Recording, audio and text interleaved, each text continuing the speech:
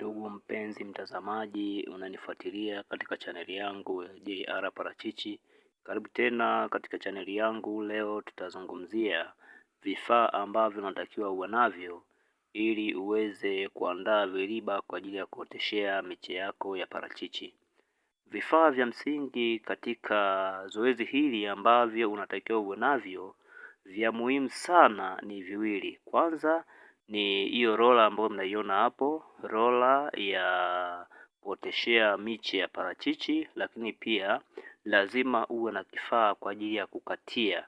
Hii rola mnaiona hapa inatakiwa ifunguliwe, lakini baada ya hapo ikishafunguliwa inatakiwa ikatwe vipande vidogo vidogo ambavyo ndivyo utavitumia kwa ajili ya kuweka udongo ambao umeandaliwa kwa ajili ya kuoteshea miche yako ya parachichi. Kwa hiyo hivi ndivyo vifaa vya msingi ambavyo unatakiwa uwe navyo.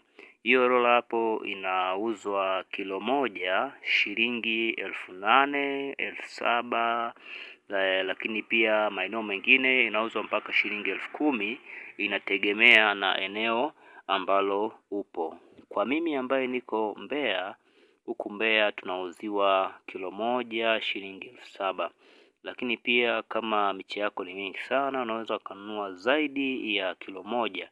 Unaweza ukanunua rola mzima, yani ule mzunguko mzima wote ambao unakuwa bado hujakatwa vipande vya kilo moja kama hivi. Licha ya kuwa mimi hapa hii ya kwangu nilikuwa nimeshaanza kuitumia. Kama utaona hapo nyuma, utaona kuna viriba ambavyo tayari nimeshajaza udongo. Kwa hiyo sasa rola hii ukishaifungua, muonekano wake ni kama huo mnavyoona hapo. Ni rola ndefu sana ambayo ukikata vipande kwa hiyo kilo moja unaweza ukatoa viriba si chini ya 250 mpaka 300, lakini itategemea na urefu wa kiriba chako. Kwa hiyo process mzima ya ukataji ni kama mnavyoona hapo. Hiyo inakunjwa mara ya kwanza, lakini pia itakunjwa mara ya pili na kuendelea. Itategemea wewe unataka ukunje mara ngapi na utoe viriba vingapi kwa mkato ule mmoja. Kwa hiyo utaratibu jinsi ya kukunja ni hivyo kama mnavyoona hapo, tunaikunja. Lakini pia baada ya kukunja litafuata zoezi la ukataji. Kwa hiyo tunakunjua hivyo taratibu hapo. Ukunjaji unaendelea kama mnavyoona.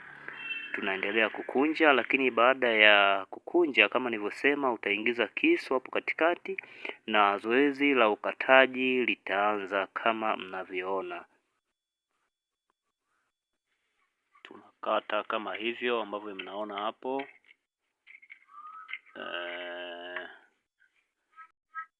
Kwa hiyo baada ya kukata upande mmoja utageuza upande wa pili, nako utakata ili kupata kiriba kilicho kamili kwa ajili ya ujazaji wa udongo.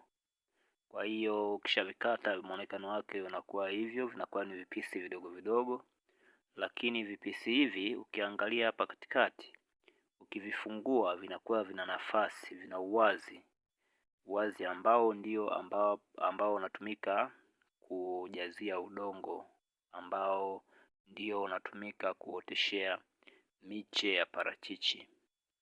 Na kiriba hiki tunachokitumia hapa kina ukubwa wa milimita 6, kwa sababu hivi viko vya aina tofauti.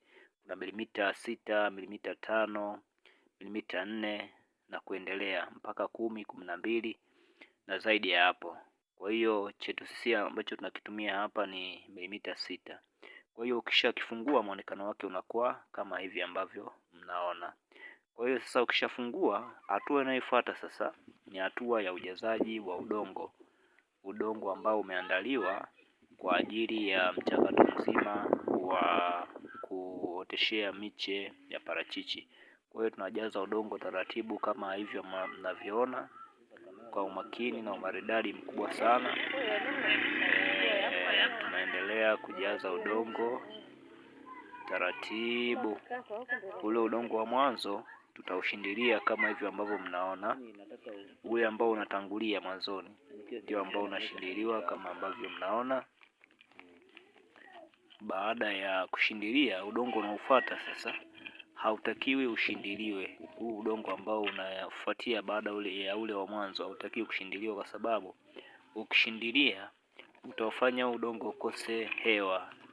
Kwa hiyo kitachotokea sasa, ukishakosa hewa utashikamana na kupelekea maji kushindwa kupenya vizuri, na hata mche wako ukishauweka utashindwa kukua vizuri, kwa maana mizizi itapata shida sana kwenye upenyaji kwenye udongo. Kwa hiyo ndio maana tunashauri udongo ambao unakuwepo hapa juu usishindiliwe sana. Lakini pia maana ya kufanya hivyo ni kwamba tunataka mmea wetu uweze kuwa na maendeleo mazuri, kwa maana ya ukuaji wake uwe mzuri, kwa sababu mizizi ikishindwa kupenya vizuri, basi mche wetu huenda ukafa au ukapata changamoto nyingine zote. Lakini pia ujazaji wa udongo, hatuwezi kujaza udongo mpaka juu kabisa, kwa maana kwamba ukijaza mpaka juu maji yatashindwa kukaa vizuri kwenye kiriba chetu, kwa maana ya maji kwamba yatakuwa yanafika kidogo sana kwenye mche na yaliyo mengi yatakuwa yanapotea. Kwa hiyo tunaacha nafasi hivyo ili kuwezesha kiriba chetu kutunza maji ambayo yatatumika kwa ajili ya mche wetu. Kwa hiyo nafikiri kwa leo tuishie hapo. Niwashukuru sana kwa muda wenu na kuweza kunifuatilia. Niwaombe tu kwa wale ambao bado hamjasubscribe, basi mfanye kitendo cha kusubscribe channel yangu ili upate mwendelezo wa video hizi ambazo zinakuwa zinahusiana na mafunzo jinsi ya utunzaji wa miche ya parachichi. Kwa hiyo kwa leo basi tuishie hapo. Ni washukuru sana kwa kunifuatilia. Kwa chochote kile, kama kuna jambo au kitu hujakielewa, basi unaweza kuandika komenti yako hapo na nitakujibu kwa wakati. Basi niwatakie kila laheri na siku njema.